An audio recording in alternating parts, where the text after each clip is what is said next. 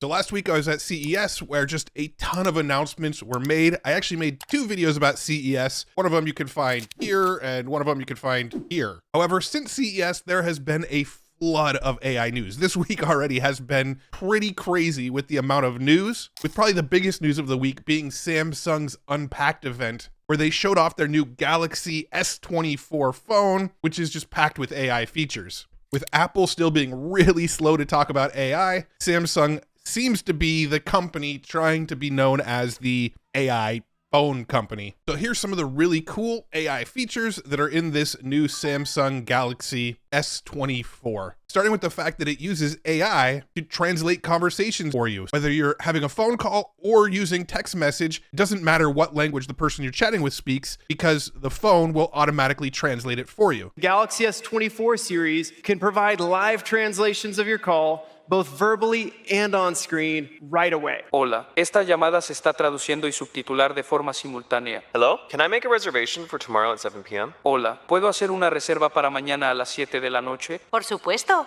¿Para cuántas personas? Of course. For how many people? Table for 2, please. Mesa para 2, por favor. It'll support audio and text translations for up to 13 languages at launch. And it all happens right there on the device, keeping your phone calls private. These translations work in person too. Galaxy S24 can act as your personal interpreter. Excuse me? I'm looking for the palace. Can you tell me how to get there? Perdón, estoy buscando el palacio. ¿Puedes decirme cómo llegar allí? Camine unas 2 cuadras en esa dirección y gire a la izquierda. Walk about 2 blocks in that direction and turn left. In the past, we used to only message in English, but now with Chat Assist, we can communicate in Spanish too. When you use Chat Assist, it detects the language and translates the message. And when I type my message in English, it translates what I wrote into Spanish. So the Galaxy S24 actually has its own AI chip built into it, and it's using the Gemini Nano large language model to do all of its AI. Now, some of the AI features that the S24 can do, it actually still has to connect to the cloud and do all the computation for the AI in the cloud, but some of the features can be handled on the phone itself. With the power of AI, you'll be able to set Android Auto to automatically summarize your group messages, so you can keep in touch while staying focused on the road. It also has a feature for the voice recorder where you can record voice memos straight onto the phone, and then the AI will actually help summarize those messages for you. So you could basically sit there and ramble or take notes in class or whatever and get summaries later. Native voice recorder app on our Galaxy devices has had speech-to-text available in different languages. Now,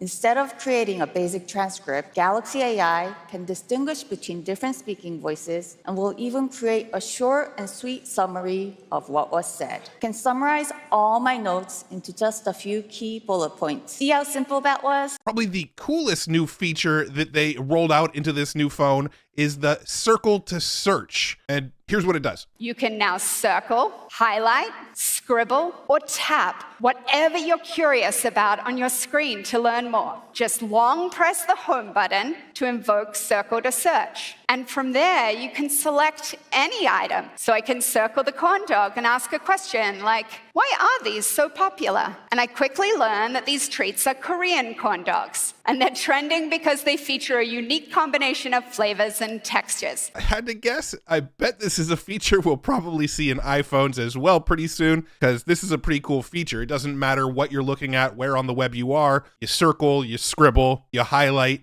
and it will help search the internet for whatever it's seeing. And of course, it wouldn't be a Galaxy phone without insane camera tech, and they even built AI into the camera processing. Galaxy S24 Ultra will maximize your creative freedom with a wide-ranging suite of AI tools powered by an all-new Pro Visual Engine. The AI image signal processing of the Pro Visual Engine works with the new 5x optical lens to capture vivid, social media-ready portraits even from a distance. And not only is it using AI to help you zoom in and get much better photos, it also has AI built into its editor. When you're viewing photos in your gallery, your Galaxy S24 will automatically suggest editing options, like here. Do you see how this picture captured the reflection and glare from the harsh overhead lighting? Edit Suggestion is recommending that we fix that. With a quick press of this button, Pro Visual Engine helps us to remove the reflection and glare as if they were never there. And generative AI opens up the possibilities of what you can create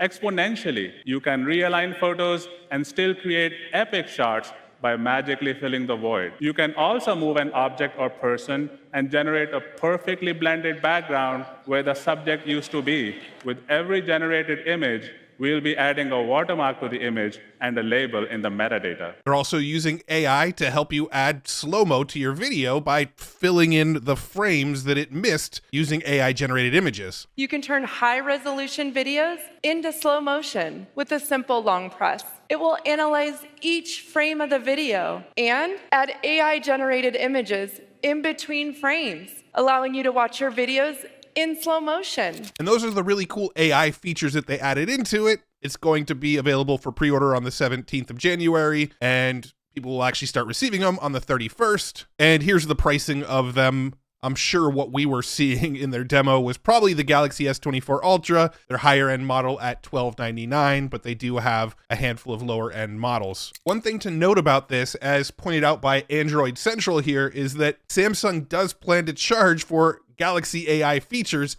after 2 years. The collection of features called Galaxy AI will become a paid service at the end of 2025. I imagine that's most of the features that are sent off to the cloud to be processed, and not anything that the AI on the phone itself is processing. Now, before we continue, I want to take a quick break and talk about a company that's been instrumental to my growth here on YouTube. And I'm talking about TubeBuddy, who is the sponsor of today's video. And they have recently rolled out some really cool AI tools that can help anybody who's working on building a YouTube channel grow that YouTube channel. One of the things that I've always struggled with the most on this channel is thinking of titles for my YouTube videos. I'm constantly trying to find that balance between what people will actually click on, but also making sure you know what the video is going to be about. And TubeBuddy's title generator has made that process so much easier. This is the backend dashboard here of my YouTube channel for my recent 15 custom GPTs video. And if I want it to think of more titles for me, there's an easy button right here that says title generator.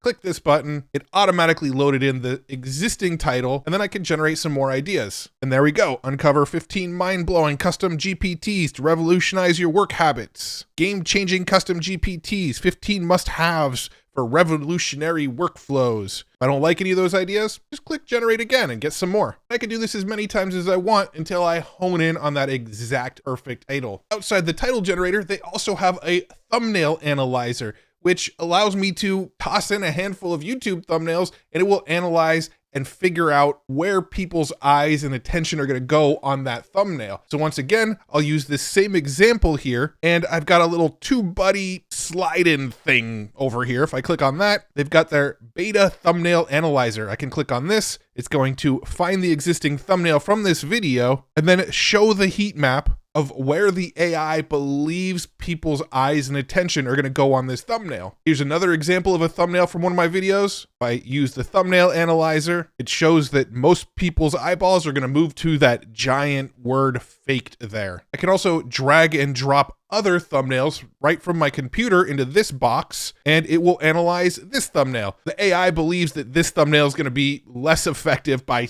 60%. So the thumbnail that I'm working with is probably the one I'm going to want to keep. So I can sort of estimate how well a thumbnail is going to do before I ever even hit publish on a video. And tools like these that are built into TubeBuddy have absolutely helped me grow and optimize this YouTube channel. You can learn more about TubeBuddy by heading over to tubebuddy.com, and I also put a link right in the description so you can learn more about their AI-enabled YouTube optimization tools. So thank you so much to TubeBuddy for sponsoring this video. It's kind of awesome when you get a sponsor that you were already using the tool before they even offer to sponsor you. Sam Altman, the CEO of OpenAI, has been doing the rounds lately, doing interviews with Axios, Bloomberg, Bill Gates, and he was recently at the World Economic Forum. During his Axios interview, one of the points that he made was that ChatGPT will have to evolve in uncomfortable ways. And what he meant by that was that he believes the future of these large language models like ChatGPT will start to get more customized and tailored to the individual user. And so the responses it may start to give in the future could be more tailored towards where you live, your own value systems, and your own beliefs. what he meant by it could get uncomfortable is that ChatGPT could give responses to specific people that maybe he doesn't necessarily agree with, but aligns with the sort of value systems of the person who asked the question. And when Sam was asked about AGI specifically, he's kind of given the same answer on all of these different interviews that he's been on. AGI will get developed in the reasonably close-ish future, and it'll change the world much less than we all think. It'll change jobs much less than we all think. And here's Sam's thoughts on how the data that's used in the large language models is acquired. This belief held by some people that, man, you need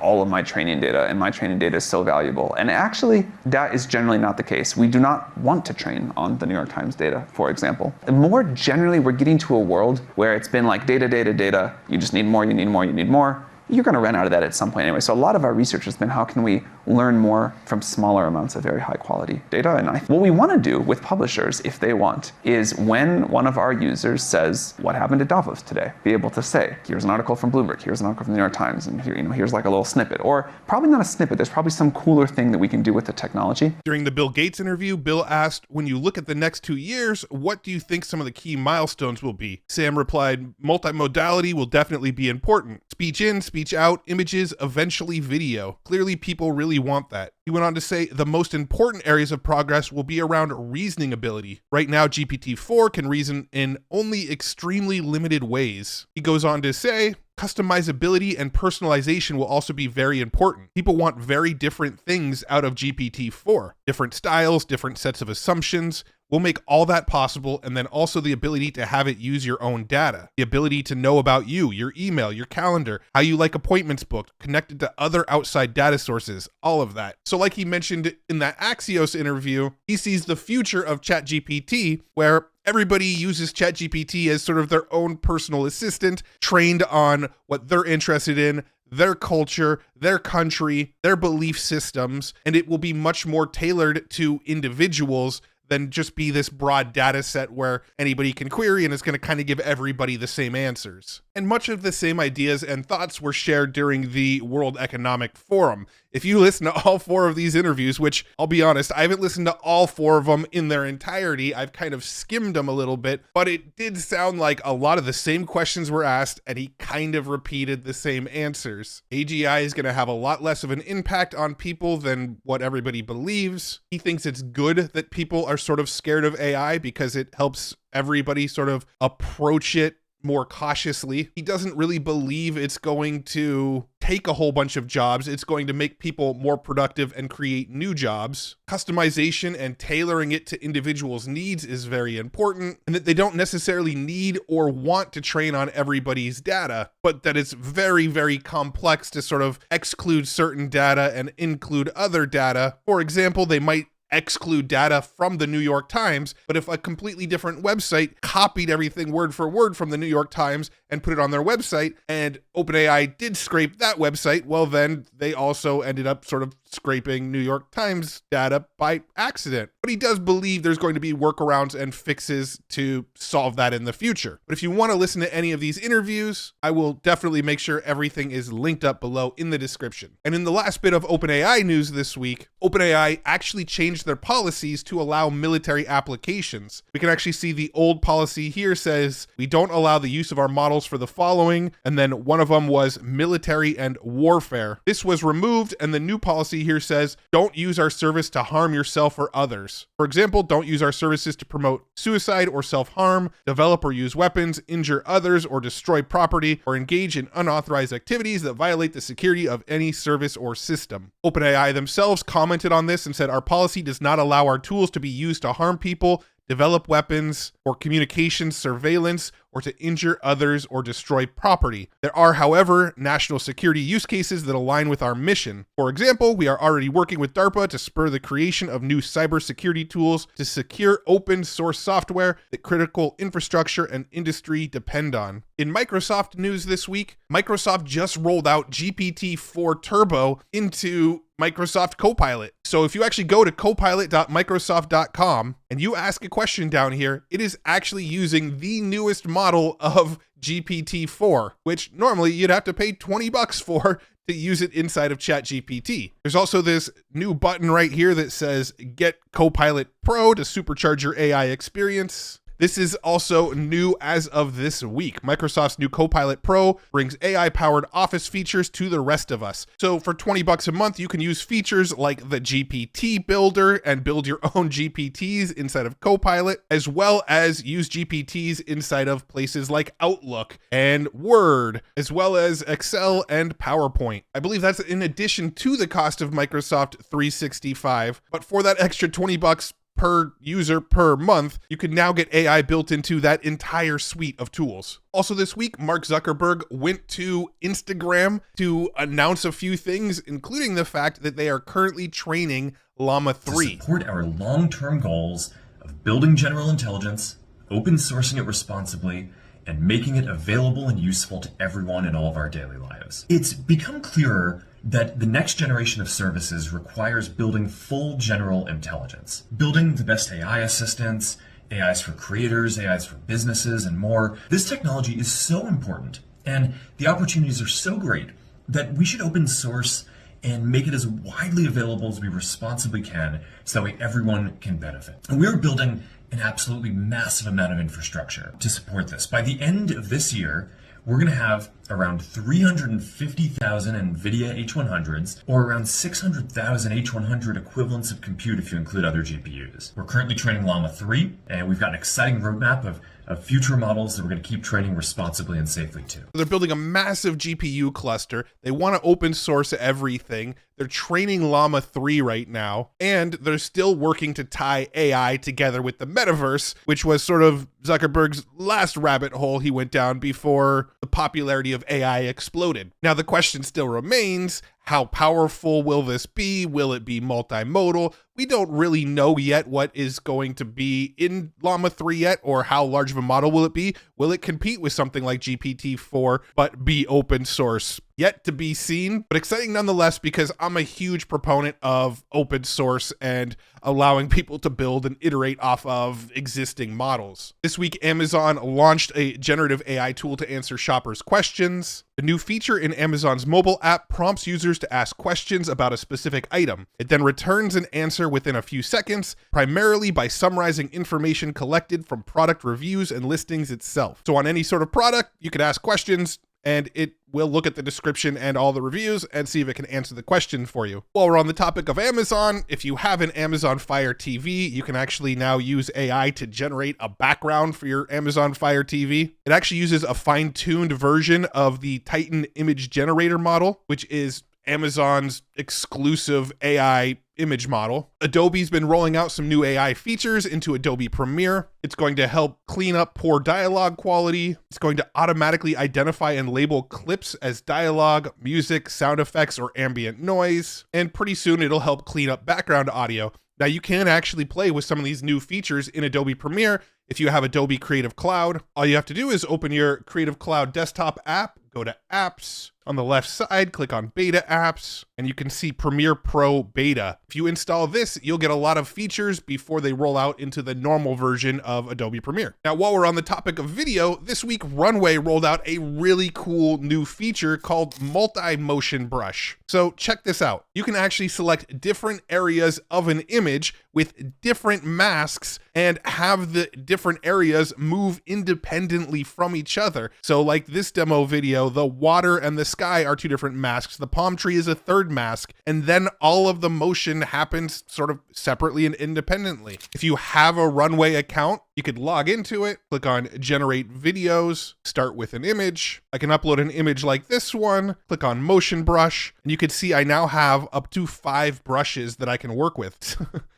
I like my teeth in this one. Let's go ahead and make the brush a lot bigger and select my whole head here with this first brush. Then let's click on brush 2 here and let's select within the laptop. Let's go ahead and save this and generate a 4-second clip. I get a video that looks like this. I mean, a little bit goofy that it's morphing my face, but pretty cool how the screen on the laptop is moving. This is literally my first time actually testing this feature, so with a little bit more playing around, I'm sure I could do some pretty cool stuff with it. Their demo video was cool. Genie by Llama AI finally has a user interface that you can use. This is a tool where you can put a text prompt in and generate a 3D image. Before, we had to do this in Discord. Now they've rolled it out on a very simple website. So for example, I could give it a prompt like Bart Simpson, press create, and a few seconds later, it starts to generate some 3D objects that sort of look like Bart Simpson. And for some reason, it never actually generated a fourth image for me. Oh, there we go. Now we have a fourth image. At the moment, this seems to be completely free to use. If you like one of the images, you can actually click on it, make it a high-res image, make a variation, or download it in one of these file types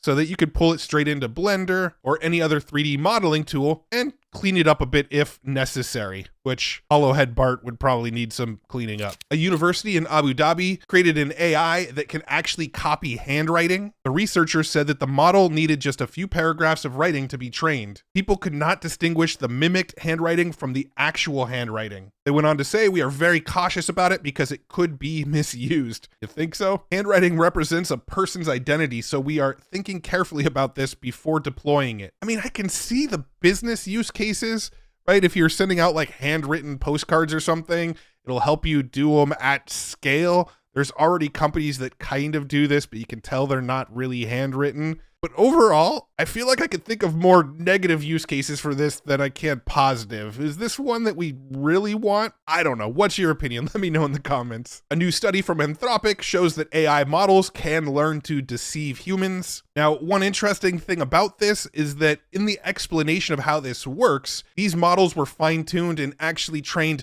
to be deceptive. So it's not like they took ChatGPT and got it to be deceptive. They took models and then fine-tuned them specifically to be deceptive. These finely tuned models were able to be taught to undertake malicious tasks, such as injecting exploits into secure computer code. But the interesting part about this is these fine-tuned, finely trained models that were designed to be deceptive, once they were trained this way, it says the AI system always acted deceptively, and what's worse is that it was nearly impossible to remove such behaviors from these models. So if you train a model to be deceptive, it will be deceptive. The problem is you may not be able to undo what you just did. And in probably the worst transition possible, let's talk about robotics. This week, Elon Musk showed off one of his Optimus robots folding shirts. However, it is important to note that Optimus cannot yet do this autonomously. So somebody was actually guiding this robot to help it fold this shirt. One thing I also noticed about this video is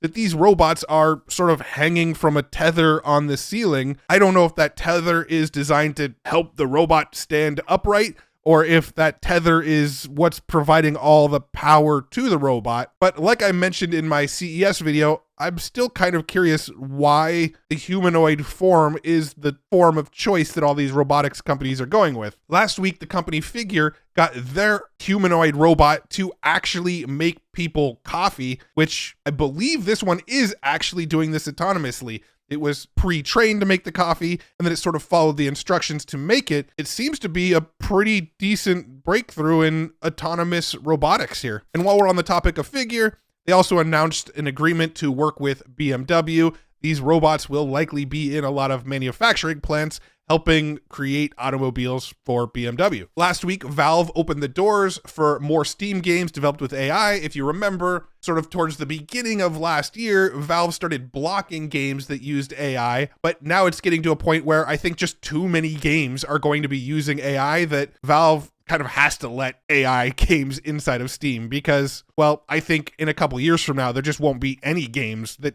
didn't use some form of AI to build the game, whether it be for helping with the art, helping with the code, using large language models for the dialogue from NPCs. Eventually, at least a little bit of AI is probably going to be baked into like every single game that exists. So probably a smart move by Valve. Last week, we saw the big announcement of the Rabbit R1. This week, we got the announcement that they are partnering with Perplexity. And one interesting thing, I actually got this email in my inbox today saying that I just got a $200 Perplexity credit for purchasing a rabbit. So the rabbit cost me about $200, and then they gave me a $200 Perplexity credit. So that kind of made the rabbit free, I guess. Not really. The money still came out of my pocket. You can see here it says the first 100,000 Rabbit R1 purchases will come with a year of Perplexity Pro. I don't believe as of this recording they've sold 100,000, so I think you could still get in on a Rabbit R1 and get the $200 Perplexity credit if you'd like to. In fact, just to confirm that, I can see here it says they've already sold 50,000 pre-orders, so they're about halfway to